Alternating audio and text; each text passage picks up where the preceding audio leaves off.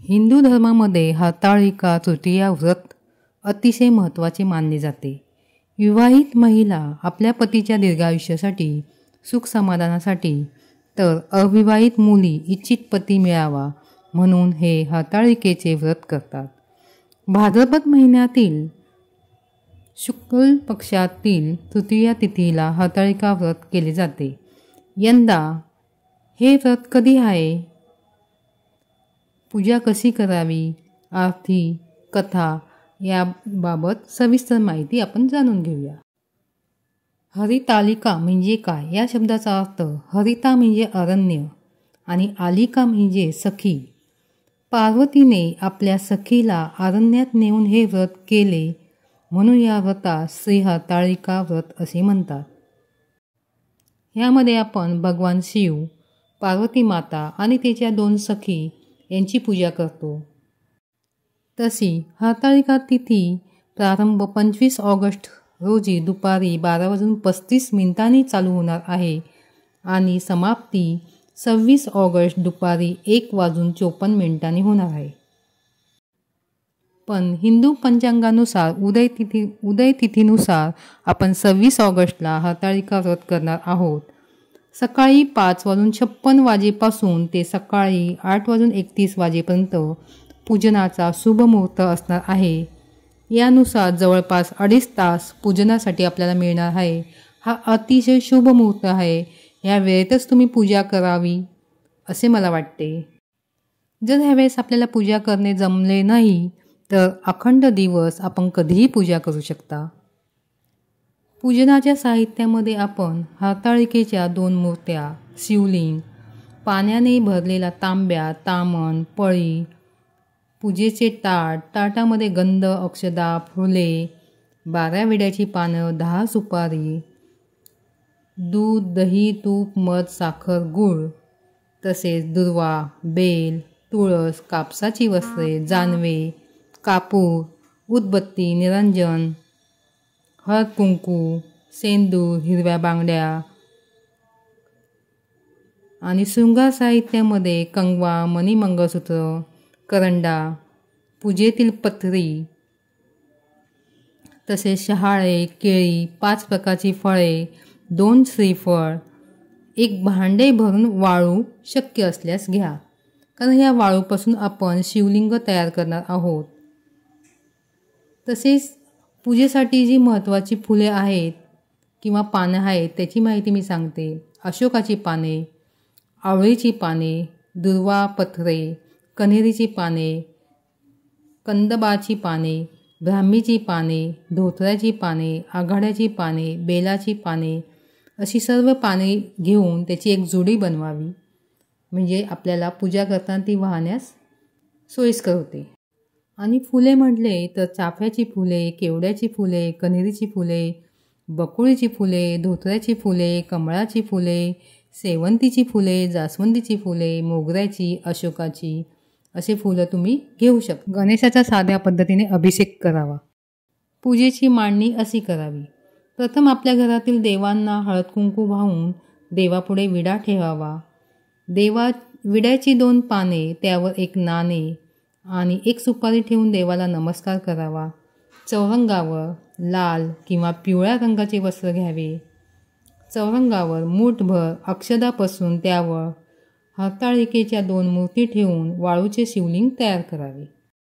चौरंगावर उजव्या बाजूस थोडे तांदूळ ठेवून त्यावर सुपारी किंवा गणपतीची मूर्ती ठेवावी. तिची पूजा करावी. हळद कुंकू व्हावे, दिवा लावावा, अक्षदा व्हाव्यात.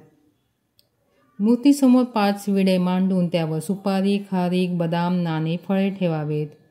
प्रथम स्वतःला हळद कुंकू लावावे. त्यानंतर घरातील देवापुढे विडे ठेवून अक्षदा आणि हळद कुंकू अर्पण करून प्रार्थना करावी. घरातील वडीलधाऱ्या मंडळींना नमस्कार करून पूजेचा प्रारंभ करावा. व्रतासाठी स्वच्छ केलेल्या जागेवर चौरंग ठेवावे. 4ही बाजूला केळीच्या खांबांनी सजवावे. शक्य असल्यास नाही केले तरी चालते. आपण हे जे वाळूचे शिवलिंग बनवतो तेव्हा वाळू आणून स्वच्छ धुवून वाळून घ्यायची आणि मग नंतर त्याचे शिवलिंग बनवायचे. कोणतीही पूजा करताना प्रथम गणेशाची पूजा करायची, नंतर दुसरी पूजा करायची. कारण गणेशाशिवाय आपल्या कोणत्याच पूजेला यश येत नाही, कारण तो विघ्नहर्ता आहे. चौरंगावर माता पार्वती आणि भगवान शिवचे शिवलिंग स्थापन करून त्याची पूजा करून घ्या. माता पार्वतीला ओटीचं सामान द्या. खण, नारळ, बांगड्या, मणिमंगळसूत्र, जे काही आपल्याजवळ असेल शृंगाराचं ते पूर्ण साहित्य तिथे ठेवा. 2 किंवा 5 फळे तुम्ही येथे ठेवू शकता. जे तुमच्याकडे उपलब्ध आहे ते तुम्ही येथे अर्पण करा. गणेशाची पूजा झाल्यानंतर आपण सती आणि पार्वती माता यांची पूजा करणार आहोत. आपण त्या मूर्तीखाली तांदूळ ठेवायचे. तांदूळ ठेवल्यानंतर त्यावर 2 मूर्त्या ठेवायच्या आणि दोघींचीही व्यवस्थित हळद कुंकू, अक्षदा, फूल अर्पण करून पूजा करायची. माता पार्वती आणि सतीची पूजा झाल्यानंतर आपल्याला आता शिवलिंगाची पूजा करायची आहे. हे शिवलिंग बनवताना, वाळूचे शिवलिंग बनवताना त्याचा निमुळता भाग उत्तर दिशेकडे असावा किंवा पूर्व व पश्चिम दिशेलाही चालतो. फक्त दक्षिण दिशेकडे करू नये याची काळजी घ्या. शिवलिंगावर प्रथम आपण पाण्याचा अभिषेक करणार आहोत. 11 वेळा पाणी सोडावे आणि पाणी सोडताना ओम नमः शिवाय, ओम नमः शिवाय, ओम नमः शिवाय असा जप करावा. नंतर दुधाचा अभिषेक करावा. दूध घेताना कच्चं दूध असावं, थंड असावं. याचाही 11 वेळा अभिषेक करावा. ओम नमः शिवाय, ओम नमः शिवाय मंत्र जप चालूच ठेवा. संपूर्ण पूजा होईपर्यंत आपला जप हा चालूच पाहिजे. ओम नमः शिवाय, ओम नमः शिवाय. शिवलिंग बनवताना एखाद्या ताटामध्ये बनवा, म्हणजे तुम्हाला जल, दूध अर्पण करता येईल, खाली वाहून जाणार नाही. मी हे तुम्हाला दिसण्यासाठी कपड्यावर ठेवलं आहे. यानंतर आपण शिवलिंगाला भस्म अर्पण करणार आहोत. 3 बोटाचा उपयोग करून 3 बोटांना भस्म लावावे. पांढऱ्या रंगाचं भस्म भेटतं, त्या भस्मावर 3 बोटे ठेवावी आणि शिवलिंगाला असे अर्पण करावे.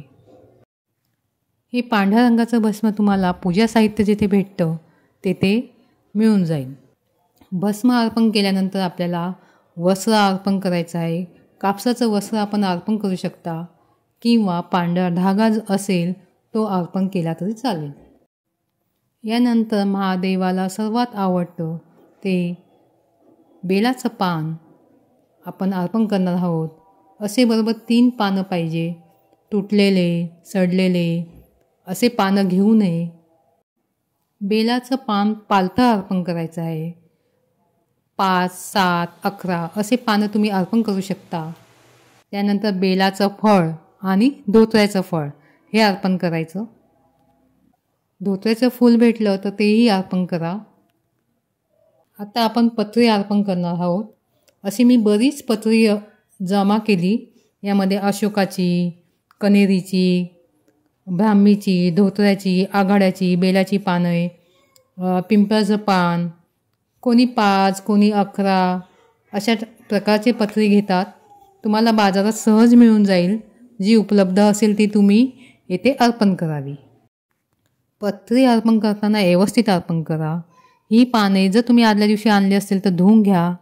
पाने धुवून व्यवस्थित पुसून सुकून नंतर एक एक पान तुम्ही शिवलिंगावर अर्पण करा. सगळे पानं असे पालथे अर्पण करायचे. पत्री अर्पण करताना ओम नमः शिवायचा जप करा. ओम नमः शिवाय, ओम नमः शिवाय, ओम नमः शिवाय, ओम नमः शिवाय, ओम नमः शिवाय, ओम नमः शिवाय, ओम नमः शिवाय अशी संपूर्ण पत्री अर्पण केल्यानंतर शिवलिंगाला नमस्कार करायचा. भरीव चौकन करून शिवलिंगाला नैवेद्य अर्पण करावा. येथे मी दुधाचा नैवेद्य अर्पण केला आहे. शिवलिंगाला असा नैवेद्य अर्पण केल्यानंतर आपण जे फळं ठेवले तो नैवेद्य म्हणून सती पार्वती यांना अर्पण करावा. ही जी विड्याची पानं ठेवली आहेत त्यावरील प्रत्येक वस्तूला, विड्याच्या पानाला हळद कुंकू, अक्षदा, फूल अर्पण करायचं. हे अर्पण करताना ओम नमः शिवायचा जप करा. यानंतर माता पार्वती आणि सतीला जी ओटी अर्पण केली त्याला हळद कुंकू अक्षदा व्हायच्या, फूल अर्पण करायचे आणि ओटीला नमस्कार करायचा. अशी सोप्या पद्धतीने पूजा झाल्यानंतर आपण दिवा ओवाळायचा, हरताळिकेची आरती म्हणायची, हरताळिकेची कथा वाचायची. एकीने वाचली बाकीच्यांनी ऐकली तरी चालते, पण दोन्ही अवश्य करा. शिवशंकराची आरती म्हणा. तुमच्याकडे कथा आणि आरती नसेल हरताळिकेची तर मी डिस्क्रिप्शन बॉक्समध्ये देत आहे, ती तुम्ही म्हणू शकता. अशा अगदी सोप्या पद्धतीने आपल्याला हरताळिकेचं व्रत करायचं आहे. आता हरताळिकेचा उपवास. संपूर्ण दिवसभर आपल्याला हरताळिकेचा उपवास करायचा आहे. दुसऱ्या दिवशी हा उपवास सुटतो. त्या दिवशी फलाहार करून आपण हा उपवास करू शकता. शक्यतो मिठाचे खाऊ नये. दूध, फलाहार काहीही घेऊ शकता तुम्ही. शक्यतो सगळ्याच उपवासाला हा नियम पाळत जा की खारट, तिखट, तेलकट, तळलेलं असं खायचं नाही. फक्त फलाहार, दूध, सुकामेवा असं तुम्ही घेऊ शकता. खजूर, राजगिरा या पद्धतीचे उपवासाचे पदार्थ तुम्ही घेऊ शकता. ही पूजा संबंध दिवस तशीच ठेवा. दुसऱ्या दिवशी उत्तर पूजा करा. उत्तर पूजा करताना दुसऱ्या दिवशी सकाळी स्नान करून पूजेला गंध, अक्षदा, पुष्प व्हाव्या. दही भाताचा, गोड पदार्थाचा नैवेद्य अर्पण करा. हरताळिकेची आरती म्हणा जी आदल्या दिवशी बोलली. देवाला नमस्कार करायचा आणि एक क्षमा प्रार्थना मागायची की हे देवा, मी माझ्या पूजेमध्ये काही चुका केल्या असतील तर त्याबद्दल क्षमा करा. कारण माणूस आहे तर माणसाकडून काही ना काही चूक होतच असते. त्याच्यामुळे देवाकडे आधीच क्षमा मागून घ्या आणि आशीर्वादही मागा. आता ह्या पूजेचं विसर्जन करताना माता पार्वती आणि सती याच्या ज्या मूर्त्या आहेत त्या विसर्जन करायच्या पाण्यामध्ये, जसं आपण गणपतीचं विसर्जन करतो. आणि जे फुलं, पत्री ते सगळं निर्माल्यामध्ये टाकायचं. खायच्या ज्या वस्तू आहेत त्या आपण खाऊ शकतो. बाकी धान्य वगैरे काय असेल ते पक्ष्यांना टाका. शिवलिंगाची जी वाळू आहे ती वाहत्या पाण्यामध्ये विसर्जन करा. ओटी स्वतः ठेवून घ्या. ही अशी अगदी साध्या सोप्या पद्धतीने घरच्या घरी हरताळिका व्रत आणि तिची उत्तर पूजा करा. मित्रांनो, माझा व्हिडिओ आवडल्यास अवश्य सबस्क्राईब, लाईक, शेअर करा आणि बेल आयकॉन दाबा, म्हणजे तुम्हाला माझ्या पुढच्या व्हिडिओचे नोटिफिकेशन येईल. पुन्हा भेटूया पुढच्या व्हिडिओमध्ये. धन्यवाद. श्री स्वामी समर्थ.